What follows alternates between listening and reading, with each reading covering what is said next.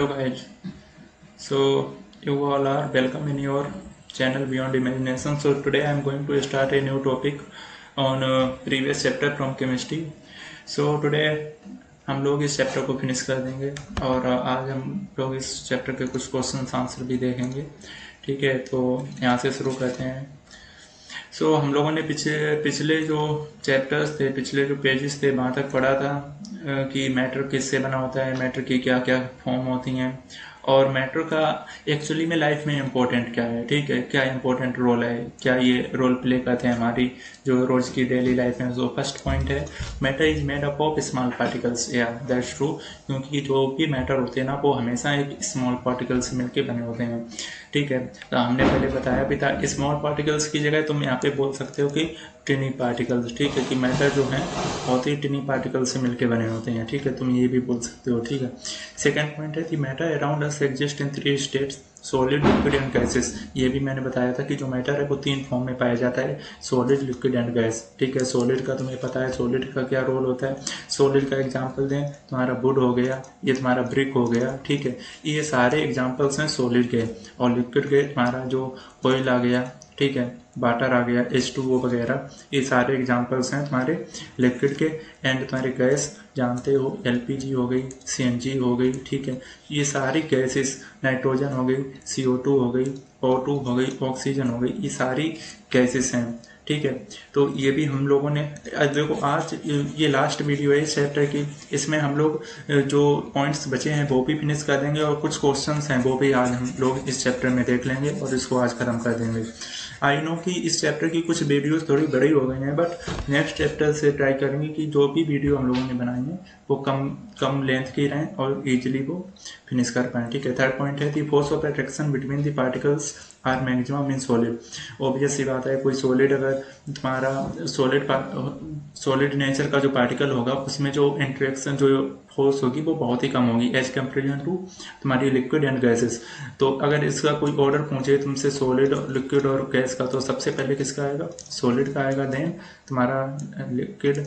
ठीक है, उसके बाद तुम्हारा आएगा गैस। ठीक है, यही ऑर्डर बताना है, क्योंकि सॉलिड में जो इंटरेक्शन होती है पार्टिकल्स के बीच में वो बहुत ही कम होती है। ठीक है, बहुत ही कम एज कम्पेरिजन टू गैस। ठीक है, गैस की सबसे ज़्यादा होती है, तभी तो गैस इधर उधर कंप्रेस करके हम लोग पढ़ सकते हैं इजीली जितना भी चाहें। ठीक है, फोर्थ पॉइंट है तुम्हारा the space in between the constituent particles and kinetic energy of the particles are minimum in the case of solid, intermediate in liquid and maximum in gases. Obvious सी बात है, देखो काइनेटिक एनर्जी का मैंने बताया था फार्मूला, हाफ mv² होता है। ठीक है, अब यहाँ पे क्या होता है, जो मास होता है किसी भी पार्टिकल्स का, वो डिपेंड करता है कि अगर तुम्हें स्पीड बनानी ना, यहाँ पे भी होती है वेलोसिटी।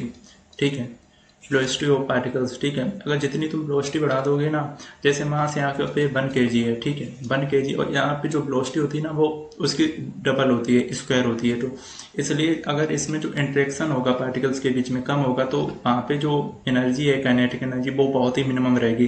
तो बोल सकते हैं कि जो इसका जो ऑर्डर रहेगा for kinetic energy, order for kinetic energy के लिए रिवर्स हो जाएगा। ठीक है, काइनेटिक एनर्जी के लिए जो ऑर्डर है तुम्हारा वो तुम्हारा रिवर्स हो जाएगा। ठीक है, देख लेते हैं, तुम्हारा ये हो जाएगा। ठीक है, काइनेटिक एनर्जी सबसे जो मैक्सिमम जो होती है वो होती है तुम्हारी गैसेस में। ठीक है, इसके बाद लिक्विड में। ठीक है, इसके बाद तुम्हारी सॉलिड में आती है। ये ऑर्डर याद रखना। ठीक है, ये बहुत इंपॉर्टेंट रोल प्ले करेगा। अभी तो 9th में हो, ठीक है, चिल करो, कोई दिक्कत नहीं है, लेकिन चिल के साथ साथ पढ़ाई भी करनी है। ऐसा नहीं है कि नहीं मज़े के चक्कर में सब कुछ भूल गए। ठीक है, अभी तुम 10th में आओगे, उसके बाद उसमें तुम्हें थोड़ा सा और एक्सप्लेनेशन, थ्योरी जानना, डीपली समझाई जाएगी। उसके बाद 11th 12th पे तो मजे ही हैं, कोई दिक्कत नहीं है, आराम से करते जाएंगे और टाइम पे कोर्स खत्म होगा तुम्हारा। ठीक है, अब हम लोग देखते हैं ये 5th point, the arrangement of particles is most ordered in the case of solid.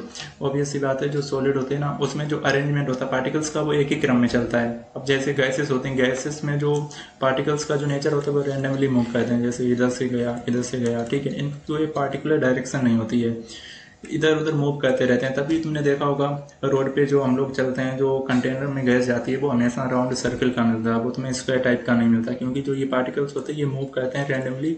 अगर ये राउंड सर्कल का ना हो कंटेनर, तो उसमें जो वेलोसिटी होती है ना, जो मैंने काइनेटिक एनर्जी बताई थी हाफ mv², वो यहाँ पे वेलोसिटी बहुत बढ़ जाएगी और जो कंटेनर है वो फट जाएगा। ठीक है, इस वजह से ऐसा होता है। ध्यान रखना, ठीक है। तो इसलिए जो अरेंजमेंट ऑफ पार्टिकल्स होता है वो सॉलिड में एकदम मतलब एक प्रॉपर वे में होता है, और फिर उसमें थोड़ा कम होता है लिक्विड में। And after this as well as for gases में यही ऑर्डर मूव ऑन करता है, ठीक है। यहाँ पे दिया भी है, there is no order particles just move about randomly, ठीक है। यहाँ पे नहीं होता है, केवल गैसेस में होता है ये अप्लाई। ओके, ठीक है। अब हम लोग नेक्स्ट पॉइंट देखते हैं, बहुत जल्दी खत्म कर देंगे, ज़्यादा लंबी वीडियो नहीं बनाएंगे, और जितने भी मेन पॉइंट्स हैं वही तुम्हें याद करने हैं, और बाकी मैं प्रोवाइड इसके नोट्स हैं वो प्रोवाइड कर दूंगा टेलीग्राम चैनल पे और एज वेल एज डिस्क्रिप्शन में भी, ठीक है। तो states of matter are interconvertible, जो मैटर की स्टेट्स होती हैं वो इंटर कन्वर्टेबल, वो एक दूसरे में चेंज नहीं करती हैं। The state of matter can be change by changing temperature, और हम लोगों ने इसके ये सारे पोर्शन पढ़े थे कि टेम्परेचर को बढ़ाने से क्या इफेक्ट पड़ता है, प्रेशर को घटाने से या बढ़ाने से क्या इसके इफेक्ट पड़ते हैं। तो वो लास्ट में जाके एक बार देख लेना, कुछ नहीं तो इंटू 2 की स्पीड में देख लेना, ठीक है, तो तुम समझ जाओगे एक बार में। ओके, सो फिर boiling is a bulk phenomena, particles from the bulk whole of the liquid change into vapour. जो बॉइलिंग होता है ना, किसी भी चीज़ को तुम बॉईल करना, जैसे फॉर एग्जांपल तुमने H2O लिया, ठीक है, अब तुम उसको बॉईल करोगे ना तो क्या होता है, धीरे धीरे जो सारा वाटर होता है वो उड़ जाता है, ठीक है। जो उड़ने की जो प्रक्रिया होती है ना, मतलब एक टेम्परेचर से, जैसे सपोज करो जो वाटर है उसका कोई टेम्परेचर 273 केल्विन है, ठीक है। अब जब वो एक प्रॉपर जो हमारी 100 डिग्री सेल्सियस पे तुम्हारा जो वाटर है वो बॉईल होने लगता है, ठीक है, ये सपोज कर लो। अब वो यहाँ से जब यहाँ तक जो टेम्परेचर में जो इंटरचेंज होगा ना, कि यहाँ से जब इस वाली प्रक्रिया में आएगा, जैसे 273 मैक्सिमम था, वहाँ से वो 100 में आया, तो जो ये फिनोमिनन हुआ ना इसके बीच में, इसी को जो बल्क फिनोमिनन बोलते हैं, ठीक है। तो boiling is a bulk phenomenon, particles from the bulk whole of the liquid change into vapour state, क्योंकि पहले तो वाटर रहता है, और जब तुम टेम्परेचर 100 डिग्री सेल्सियस पे तो वाटर ऑलरेडी बॉईल करने लगता है, तो 100 डिग्री सेल्सियस के पार जाएगा टेम्परेचर, सपोज करो 110 डिग्री सेल्सियस हो गया, तो फिर वो क्या होगा, लिक्विड वो वेपर बन जाएगा, इसी को बल्क फिनोमिनन बोलते हैं, ठीक है। याद रखना इंपॉर्टेंट है बेटा, भूल के जा गए ना तो बैंड बजेगा तुम्हारा, पास आस होना फिर भूल जाओ, ठीक है। तो तुम्हें सब पॉइंट्स याद रखने हैं। ये तुम्हारा 7th पॉइंट देखते हैं, evaporation is a surface phenomena. Evaporation भी एक सरफेस फिनोमिना है। Particles from the surface gain energy in enough energy to overcome the force of attraction present in the liquid and change into the vapour state, ठीक है। Evaporation example दें, जैसे हम लोग अपने कपड़े सुखाते हैं ना छत पर, ठीक है, अब उसमें से जब एयर या जो तुम्हारी जो ये सनलाइट होती है जो उसमें पड़ती है, या जो एयर तुम्हारी किसी कपड़े पे लगती है बहुत स्पीड से, तो वो पार्टिकल्स को एक पॉइंट से दूसरे पॉइंट में मूव करा देती है। एयर के साथ जो लिक्विड के पार्टिकल्स होते हैं वो उसके साथ चले जाते हैं एक डायरेक्शन में, प्रॉपर डायरेक्शन में, तो वहाँ से क्या होता है कि हमारे कपड़े जल्दी सूख जाते हैं। तभी हम लोग सर्दियों में क्या करते हैं, धूप नहीं निकलती है तो पंखे के नीचे अपने कपड़े डालते हैं। तो वो भी एक जो फिनोमेना है ना, जो मैंने ये एग्जाम्पल दिया, वो एवापोरेशन कहलाता है, ठीक है। आई थिंक समझ गए होगे, अगर नहीं समझे तो फिर कमेंट करने के लिए जिंदाबाद। ओके, ठीक है, लास्ट 2-3 पॉइंट और बचे। The rate of evaporation depends upon the surface area. Obvious सी बात है, जो रेट ऑफ एवापोरेशन होगा वो किस पे डिपेंड करता है, सरफेस एरिया पे डिपेंड करता है। अब तुम कहो ऐसा क्यों, ऐसा इसलिए बेटा क्योंकि अब जितना तुम्हारा सरफेस एरिया किसी भी चीज़ के जाना होगा, अगर सरफेस एरिया सपोज करो ये तुम्हारा सरफेस एरिया किसी भी ऑब्जेक्ट का है, ठीक है, वो बहुत ज़्यादा है, अब तुम उसमें पानी भर दो, ठीक है, और तुम उस बर्तन को धूप में रख दो। फॉर एग्जांपल तुमने थाली में पानी रखा और धूप में रख दिया, तो जल्दी वो एवापोरेट कर जाएगा, वेपर के फॉर्म में आ जाएगा। और उसी पानी को अगर तुम एक मग में रख दो, ठीक है, या गिलास में रख दो, तो वो पानी जल्दी इवापोरेट नहीं करेगा, ठीक है। तो ये डिफरेंस होता है। अगर सरफेस एरिया तुम किसी भी चीज़ का बढ़ा दोगे तो वो जो वेपराइजेशन है या इवापोरेशन है तो वो बढ़ जाएगा, ठीक है। और यही सारे फिनोमेना इन पे भी वर्क करते हैं। ये जो मैंने सरफेस एरिया का कंसेप्ट बताया है, ये तुम्हारा एटमॉस्फेयर टेम्परेचर के लिए भी सेम काम करता है, ह्यूमिडिटी के लिए और विंड स्पीड के लिए। देखो विंड स्पीड में जो हमने एग्जांपल दिया था कपड़े वाला, उसमें अगर तुम कपड़े को बहुत लंबा करके फैला दोगे तो जल्दी सूख जाए। ऐसे ही टेम्परेचर तुम बढ़ा दोगे रूम का, तो उसमें कपड़े अगर एकदम पतले वे में फैला दोगे तो जल्दी सूख जाए। ऐसे ही ह्यूमिडिटी का कंसेप्ट बताता है। ये सारे पॉइंट मैंने लास्ट वीडियोज में डिस्कस किए हैं, तो एक बार वहाँ पर जाइए और देखिए, ठीक है। इवापोरेशन कॉजेस कूलिंग, ये इसके कुछ साइड इफेक्ट्स भी हैं। ऐसा नहीं है कि अगर कोई चीज़ बनी है तो वो बिल्कुल अच्छी बनी है, उसकी कुछ लिमिटेशंस नहीं है, ठीक है। हर एक चीज़ अगर अच्छी है तो वो कभी ना कभी ख़राब भी, उसके कुछ साइड इफेक्ट्स भी होते हैं। तो ये कूलिंग का भी काम करता है, एवापोरेशन। ठीक है, अब लास्ट 2 पॉइंट है। Latent heat of vaporisation is the heat energy required to change 1 kg of liquid to gas at atmospheric pressure at its boiling point. जो लेटेंट हीट होती है ना वेपराइजेशन की, अब लेटेंट हीट क्या होती है?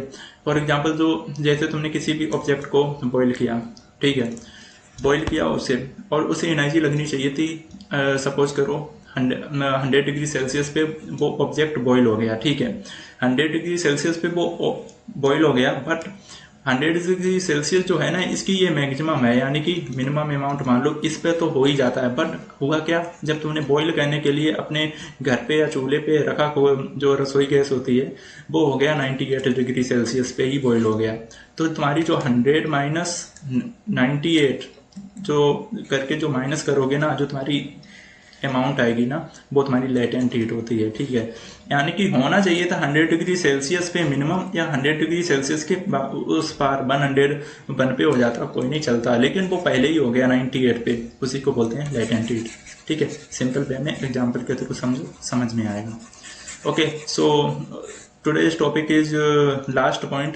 Latent heat of fusion is the amount of heat energy required to change 1 kg of solid into liquid at its melting point. और वो यहाँ पे ये भी बता रहे हैं, जो लेटेंट हीट ऑफ फ्यूजन की होती है, वो टोटल अमाउंट ऑफ जो एनर्जी रिक्वायर्ड होती है 1 kg सॉलिड को चेंज करने के लिए। जो वाटर में मेल्टिंग पॉइंट होता है ना, वाटर का मेल्टिंग पॉइंट, लिक्विड का मेल्टिंग पॉइंट कितना हो जाता है तुम्हारा?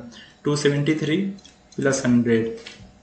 ठीक है, तो ये तुम्हारा मेल्टिंग पॉइंट हो जाता है वाटर का 373। इस पे जो 1 kg ऑफ सॉलिड को चेंज करने की जो प्रक्रिया होती है ना, उसे हीट फ्यूजन बोलते हैं। ठीक है, ये याद रखना। ठीक है, अब तो इसके जो कुछ क्वेश्चंस हैं वो देख लो, तुम्हें पूरे चैप्टर का एक थ्योरेटिकल वे पता चल जाएगा। ठीक है, कैसे क्या होता है। सो हम लोग मूव करते हैं नेक्स्ट पेज पे। ये तुम्हारा लास्ट पेज, इसमें देख लेते हैं कुछ इम्पोर्टेंट है क्या। ठीक है, देखते हैं। हाँ, ये टेबल बहुत इम्पोर्टेंट है बेटा, ये वाली टेबल बहुत इम्पोर्टेंट है। इसको एक बार जरूर, एक बार नहीं, इसको तो याद ही कर लो, ये हर जगह काम आएगी। ठीक है, ऐसा नहीं कि तुम्हारे 9th के लिए ये काम आएगी, ये हर जगह काम आएगी। ठीक है, ये इम्पोर्टेंट है, मोस्ट इम्पोर्टेंट है, इसे समझो। ठीक है, तो अब हम लोग देखते हैं क्वांटिटी। देखो, ये केवल यही क्वांटिटी है तुम्हारी, 7 क्वांटिटी या 6-7 क्वांटिटी हैं यही तुम्हारी। ठीक है, यही हमेशा चलेंगे तुम्हारी, चाहे तुम 12th का एग्जाम दो, चाहे जेई का एग्जाम दो, मतलब केमिस्ट्री में ये कभी चेंज नहीं होने वाली हैं, क्योंकि कुछ रूल्स बनाए जाते हैं। वो केमिस्ट्री में पता क्या होता है, पहले एक्सपेरिमेंट किए जाते हैं, ठीक है, फिर उससे जो तुम्हारा रिजल्ट आता है, आउटपुट, उसको पुटअप किया जाता है। इसमें ऐसा नहीं कि पहले ऐसा देख लिया कि ऐसा होना चाहिए।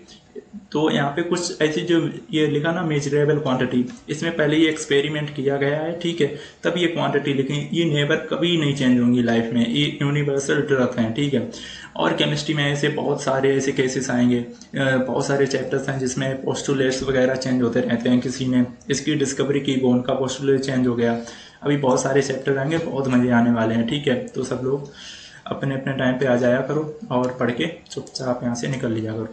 ठीक है, हम लोग जल्दी से ये देख लेते हैं। टेम्परेचर जो क्वांटिटी है, वो उसकी जो यूनिट होती है वो केल्विन में जनरली शो करते हैं, लेकिन क्वेश्चन में पूछ लेते हैं कभी कभी कि केल्विन को सेल्सियस में कन्वर्ट करो, सेल्सियस को केल्विन में। ठीक है, तो वो एक अलग फंडा है, लेकिन जो यूनिवर्सल जो क्वांटिटी टेम्परेचर की होती है वो हमेशा टेम्परेचर केल्विन में रहती है, और इसका जो सिंबल है वो के से डिनोट करते हैं। जो तुम्हारी लेंथ होती है वो मीटर, सबको पता होगा। मास को किलोग्राम में, केजी में हमेशा लेते हैं। ठीक है, और उसके बाद तुम्हारा जो वेट होता है वो न्यूटन इसकी यूनिट है, और इसको कैपिटल एन से डिनोट करते हैं। और तुम्हारा जो वॉल्यूम होता है वो क्यूबिक मीट्रिक में होता है, एम क्यू। ठीक है, ये स्मॉल एम क्यू है। ओके, तो इसको समझते रहना। और तुम्हारा जो वॉल्यूम हो गया तुम्हारा क्यूबिक मीटर एम क्यू, और तुम्हारी जो डेंसिटी होती है, डेंसिटी 1 किलोग्राम पर क्यूबिक मीटर होती है, केजी पर मीटर क्यूब होती है। जब तुम इसको मीटर क्यूब को ऊपर लाते हो तो ये तुम्हारा माइनस में हो जाता है। डेंसिटी होती क्या है एक्चुअली में? Mass upon area. ठीक है, डेंसिटी यही तो होती है तुम्हारी।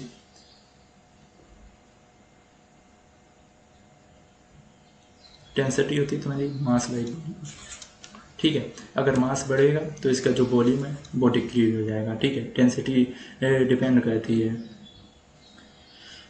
ठीक है, इस पॉइंट को यहाँ तक समझ लो। अब तुम्हारा ये प्रेशर फोर्स से रिलेटेड है। प्रेशर जितना भी लगता है, फोर्स की डेफिनेशन क्या, फोर्स ये डिफाइंड एज पुश और पुल, ये यूज़ किया है। तो प्रेशर की जो यूनिट होती है वो होती है पास्कल, ठीक है, और इसको कैपिटल P और A से डिनोट करते हैं, ठीक है। ये बात समझ आ गई, ये बहुत इंपॉर्टेंट है, इसको याद कर लेना ढंग से, ठीक है, बहुत इंपॉर्टेंट है, बहुत बार बोल चुका हूँ। अब कुछ क्वेश्चंस देख लेते हैं कि ये क्वेश्चन क्या रोल प्ले करते हैं। फर्स्ट क्वेश्चन है, देखो वो कह रहा है convert the following temperature to the Celsius scale, यानी कि तुम्हें जो ये टेम्परेचर दिए हैं केल्विन में दिए हैं और इसको तुम्हें कन्वर्ट करना है सेल्सियस स्केल में। तो फर्स्ट वाले में 300 केल्विन दी और तुम्हें इसको सेल्सियस स्केल में कन्वर्ट करना है, ठीक है। तो तुम्हें इसमें क्या करना पड़ेगा, सब्ट्रैक्ट करना पड़ेगा 273, 300 माइनस 273 करो, जो भी तुम्हारा आंसर बचेगा, यहाँ पे 7 और यहाँ पे तुम्हारा 2, ठीक है, 27 डिग्री सेल्सियस, ये तुम्हारा हो गया, कन्वर्ट हो गया temperature Kelvin to Celsius scale में। ऐसे ही इसके लिए हम केवल शॉर्ट में फंडा बता दे रहे हैं, बाकी तुम अपना कर लो, बाकी तुम अपना माइनस कर लेना, इतना तो कर ही लोगे। जो तुम्हारा फर्स्ट पॉइंट है उसके लिए क्या होता है, ये कन्वर्ट करने के लिए जो फार्मूला है तुम्हारा केल्विन टू सेल्सियस स्केल में, वो तुम उसमें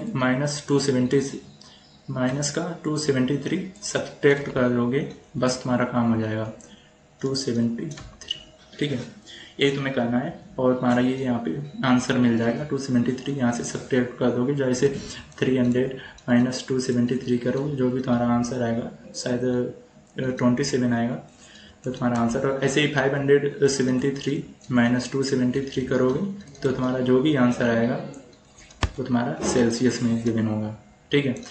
ऐसे ही सेकंड वाला क्वेश्चन है, सेकंड वाला क्वेश्चन कहता है कि कन्वर्ट करो जो टेम्परेचर केल्विन स्केल में कन्वर्ट करना है, तुम्हें सेल्सियस में ऑलरेडी दिया है और तुम्हें कन्वर्ट करना है केल्विन में। तो इसमें क्या होता है, केल्विन कन्वर्ट करना है किसमें, सेल्सियस से कन्वर्ट करना है तुम्हें केल्विन में, ठीक है।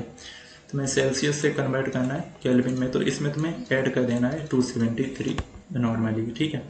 तो अब फर्स्ट वाले क्वेश्चन में 25 डिग्री सेल्सियस दिया है, तो 273 प्लस 25 तुम्हारा जो भी आंसर आएगा, ठीक है, वो तुम्हारा केल्विन में कन्वर्ट हो जाएगा, ठीक है।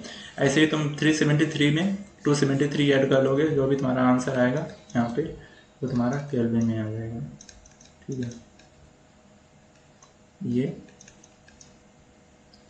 646 ये तुम्हारा केल्विन में आ गया, ठीक है। इतनी बात समझ गए, ये पहले दोनों क्वेश्चन समझ गए, इन दोनों क्वेश्चंस को अपनी कॉपी में कर लेना। ऐसे क्वेश्चन तुम्हारे 1 या 2 नंबर में, या ये 1-1 नंबर में आएंगे, तो 2-2 नंबर में आएंगे तुम्हारे एग्जाम में। जो टीचर होंगे वो क्लास टेस्ट वगैरह या तुम्हारे जो भी लास्ट में जो एग्जाम होंगे उसमें पूछे जाएंगे, तो ईजिली कर बता देना कि तुम्हारा अगर सेल्सियस कोई भी नंबर है केल्विन में दिया, अगर उसे सेल्सियस में कन्वर्ट करना है तो तुम्हें सब्ट्रैक्ट करना है 2 माइनस 273, और तुम्हें सेल्सियस में दिया है और केल्विन में कन्वर्ट करना है तो तुम्हें ऐड करना है 273, ठीक है।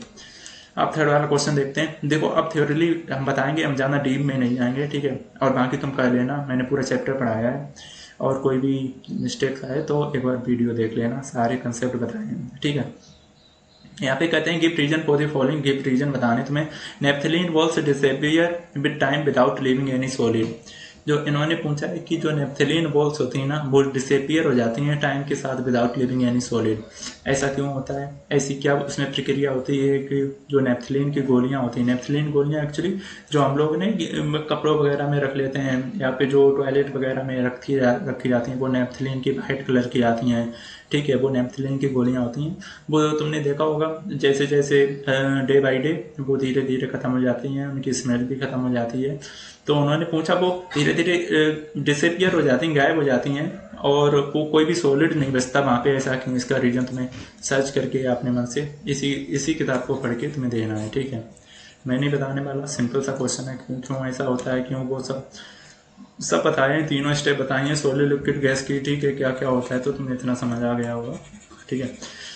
फिर सेकंड क्वेश्चन है, वो कहते हैं we can get the smell of perfume sitting several metres away. फिर वो ये वाला भी मैंने क्वेश्चन बताया था, तो याद करो, मैंने बताया था सॉलिड लिक्विड गैसेस में क्या होता है, गैसेस का जब एग्जांपल दिया था, जब हमने बोला था कि घर में घुसते ही हम लोग पता लगा लेते हैं अगर टेम्परेचर ज़्यादा होता है खाने का तो ठंडा खाने में स्मेल नहीं आती है, नहीं तो हम घर घुसते ही पहले बता देते हैं कि हाँ हमारी मम्मी ने क्या खाना बनाया है। ठीक है, टेम्परेचर वाला कंसेप्ट और ये परफ्यूम वाला कंसेप्ट दोनों एक ही जैसे काम करते हैं, हमने तुम्हें बताया था। ठीक है, और यहाँ पे जो परफ्यूम का एग्जांपल दिया वो गैस है, परफ्यूम एक तरीके गैस की तरीके काम करती है। यहाँ पे जो इसके पार्टिकल्स उससे बहुत काफ़ी दूर होते हैं। ठीक है, पार्टिकल्स काफ़ी दूर होते हैं तो ईजिली एयर में ट्रेवल कर सकते हैं, इसलिए। ठीक है, समझ गए ना थोड़ा थोड़ा, बस अपने मन से लिखना, मैं नहीं बता रहा। ठीक है, बहुत बता दिया। फोर्थ वाला है arrange the following substances in increasing order of forces of attraction between the particles water sugar oxygen. अब इसमें क्या ही करना है, अरेंज करना तुम्हें इंक्रीजिंग ऑर्डर, जिसमें फोर्स ऑफ अट्रैक्शन सबसे ज़्यादा हो वैसे इंक्रीज करते चले और सारे सब्सटेंसेस को। इंक्रीजिंग ऑर्डर ऑफ फोर्सेस, सबसे ज़्यादा इंक्रीजिंग ऑर्डर किस में होगा, फोर्सेस सबसे ज़्यादा किस में होगा, सबसे ज़्यादा इंक्रीज तो सबसे ज़्यादा शुगर में होगा, ऑक्सीजन में या वाटर में, ऑब्वियस सी बात शुगर में होगा तो शुगर को पहले रखो।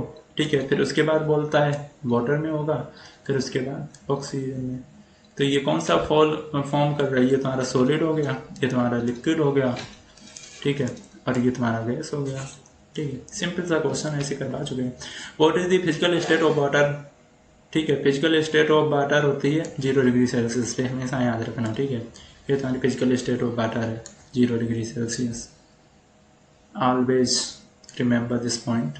ठीक है, 0 डिग्री सेल्सियस। फिर वो कहते हैं give 2 reasons to justify water at room temperature is a liquid. Water जो होता है वो रूम टेम्परेचर पे लिक्विड होता है, अपने 2 रीजंस दो। फिर वो कहता है एन आयरन अलमीरा is a solid at room temperature. अब कहते हैं आयरन अलमीरा है वो सॉलिड होती है एट रूम टेम्परेचर। अब दोनों क्वेश्चन बिल्कुल घटिया से क्वेश्चन पहुंच दिए भाई। वाटर को जो लिक्विड का जो टेम्परेचर होता है बॉयल होने का वो कितना होता है 100 डिग्री सेल्सियस। और तुम्हारा ये रूम का टेम्परेचर तो थोड़ी 100 डिग्री सेल्सियस होता है। क्या बेवकूफ़ों वाले सवाल पूछ रहे, तुम्हें पागल बना रहे ये लोग। रूम का टेम्परेचर होता होगा मैक्सिमम मान लो 25 to 35 के बीच में लाइक करता है। ठीक है, अब तुम 100 डिग्री सेल्सियस पे वाटर बॉयल करता है तो कैसे हो जाएगा। ठीक है, आंसर मिल गया होगा, तुम्हें अपनी लैंग्वेज में लिखना है इसको। एंड सेकेंड बार एन अलमीरा is a solid at room temperature. अब ऑब्वियस सी बात है भाई, जब तुम्हारा लिक्विड 100 डिग्री सेल्सियस पे बॉईल करता है तो तुम्हारा ये सॉलिड वो भी तुम्हारा जो आयरन का है वो 100 डिग्री सेल्सियस पे बॉईल होगा। और जबकि वो रूम टेम्परेचर की बात कर रहे हैं, जो तुम्हारा टेम्परेचर होता है मैं अभी बताया था 25 to 35 के बीच में लाइक करता, तो कभी पॉसिबल ही नहीं है। इस वजह से दोनों फिनोमेना नहीं होते हैं। ना तुम्हारा टेम्परेचर रूम टेम्परेचर पे लिक्विड जो तुम्हारा जो वाटर है वो रूम टेम्परेचर पे लिक्विड रहता है, और तुम्हारी जो आयरन अलमीरा है वो सॉलिड रहती है रूम टेम्परेचर पे, वो मेल्ट नहीं होती है। दोनों क्वेश्चंस के ये आंसर हैं। ठीक है, फिर वो कहते हैं Y is ice at 273 K more effective in cooling than water at the same temperature. वो कहते हैं कि जो आइस होती ना वो 273 केल्विन पे मोर इफेक्टिव होती है, मतलब बहुत ज़्यादा इफेक्टिव होती है, मतलब बहुत जल्दी कूल हो जाती है 273 केल्विन टेम्परेचर पे। लेकिन वाटर होता है वो सेम टेम्परेचर पे नहीं होता। जो आइस होती है वो 273 केल्विन पे बहुत जल्दी कूल हो जाता है, लेकिन जो वाटर होता है वो इतनी जल्दी नहीं होता है।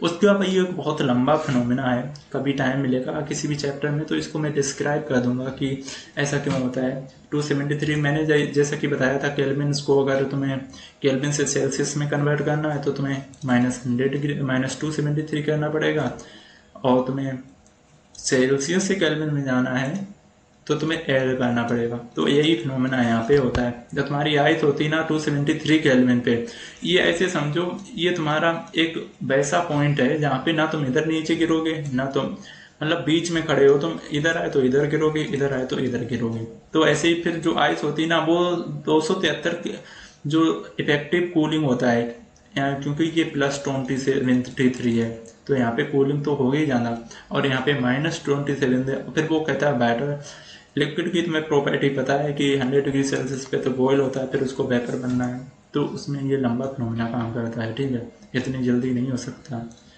ये सब पॉइंट्स हैं। फिर वो कहते हैं what produces most after Burns boiling water और स्टीम। अब देखो घटिया सा क्वेश्चन फिर पूछ दिया इन लोगों ने। वो कहते हैं what produces more severe burns boil water और स्टीम। क्या प्रोड्यूस करते हैं सबसे ज़्यादा बॉइलिंग किसी भी चीज़ को जलाने में या बॉइल करने में, बॉइलिंग वाटर और स्टीम। तो सबसे ज़्यादा कौन सी चीज़ें क्या तुम्हें प्रोवाइड करती हैं, ठीक है, सबसे ज़्यादा क्या तुम्हें मिलता है किसी चीज़ को जलाना। तो जैसे लकड़ी को जलाया, ठीक है, लकड़ी को जलाया तो सबसे ज़्यादा तुम्हें एस मिलेगी, एस मीन्स राख, ठीक है, वो मिलेगी। बॉइलिंग वाटर, अगर तुम बॉइलिंग वाटर को, पानी को बॉइल करोगे तो वेपर बन जाएगा और स्टीम तो दिखेगी नहीं। तो ऑब्वियस सी बात है किसी भी चीज़ को बर्न करना सबसे ज़्यादा प्रोड्यूस करेगा, ग्रो भी करेगा, ठीक है। तुम समझ रहे होगे मेरा पॉइंट, क्या मैं कहने की कोशिश कर रहा हूँ, ठीक है। आगे बढ़ो। 9th है name ABCD and EF in the following diagram showing change in its state, ठीक है। वो कह रहे हैं कि ABCD and EF in the following diagram showing change in its state, ठीक है। तो चेंज बता रहे स्टेट का क्या होगा चेंज। तो मैं इस डायग्राम को देख के बताना है कि इसमें क्या क्या चेंजमेंट हो रहे हैं, ठीक है। ये तुम्हारा होमवर्क है। थोड़ा मैं इसको डिफाइन किया दे रहा हूँ। देखो जब सॉलिड से लिक्विड बनेगा, सॉलिड से लिक्विड बनेगा तो यहाँ पे तुम्हें टेम्परेचर देना पड़ेगा, तभी सॉलिड से लिक्विड बनेगा। जब सॉलिड से लिक्विड जो ए वाला तुम्हारा जो पॉइंट है वो तुम्हें टेम्परेचर यहाँ पे दोगे, ठीक है। फिर वो कहेगा लिक्विड से गैस जाएगा, लिक्विड से गैस जाएगा, लिक्विड से गैस, फिर भी तुम्हें टेम्परेचर देना पड़ेगा बी में, तभी गैस में जाएगा। फिर तुम्हारा सी वाला कहता है गैस से लिक्विड, गैस से लिक्विड, यानी कि तुम्हें टेम्परेचर देना नहीं पड़ेगा, रिमूव करना पड़ेगा, यानी कि तुम्हें यहाँ पे कूलिंग करने के लिए यहाँ से जो टेम्परेचर है उसको डिक्रीज करना पड़ेगा। तो यहाँ पे जो सी वाले पोर्शन में टेम्परेचर होगा वो तुम्हारा डिक्रीज होगा, ठीक है। फिर उसके बाद लिक्विड से सॉलिड, अब लिक्विड से सॉलिड तो यहाँ पे और टेम्परेचर डिक्रीज हो जाएगा, ठीक है। एक मिनट, यहाँ से और टेम्परेचर डिक्रीज बनेगा, ठीक है। फिर वो कहता है ई वाले पोर्शन में सॉलिड बन गया, ठीक है। फिर वो कहता है सॉलिड से गैस, सॉलिड से गैस, यानी कि ई वाले में बहुत ज़्यादा तुम्हें टेम्परेचर देने पड़ेगा, हाई टेम्परेचर, हाई नहीं हाईली बोलो तुम इसको, ठीक है, हाईली टेम्परेचर देना पड़ेगा क्योंकि ये सॉलिड से डायरेक्ट गैस बना रहा है। फिर उसके बाद यहाँ लास्ट पॉइंट है एफ वाला पॉइंट, देखो कहाँ से है, गैस से सॉलिड, तो इसके लिए भी बहुत तुम्हें हाईली कूलिंग करनी पड़ेगी, हाईली टेम्परेचर डिक्रीज करो, highly decreasing in temperature. So I think यही सारे क्वेश्चंस थे, तुम्हारे क्वेश्चंस खत्म हो गए होंगे, ठीक है। तो ये चैप्टर भी आज फिनिश हो गया, कोई भी डाउट हो तो आप पूछ लेना, बाकी या हम लोग नेक्स्ट चैप्टर में मिलेंगे, ठीक है। इससे अगला वाला चैप्टर शुरू करेंगे, वो और ही अच्छी तरीके से उसको कवर अप करने की कोशिश